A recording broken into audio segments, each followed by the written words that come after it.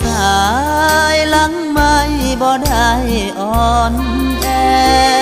ผมขอเพลงแน่ในบ่นอพี่ดีเจบ่มองให้ไผ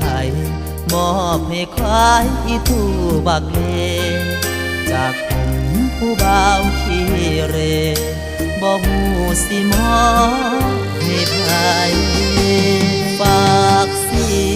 ยงอ่อนแอให้แน่ได้บ่จากคนที่ขอมีน้องกำลังเลี้ยงควายผู้บ่าวบ้านป่า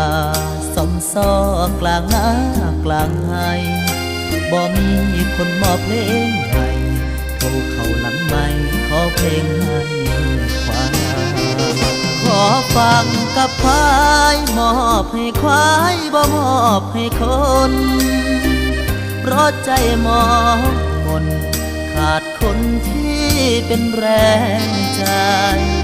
มีแต่อีทูกับวิทยุนี่แหล้วเคียงกายหากพี่โคศกเห็นใจ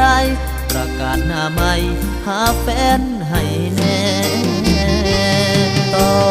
สายหลัง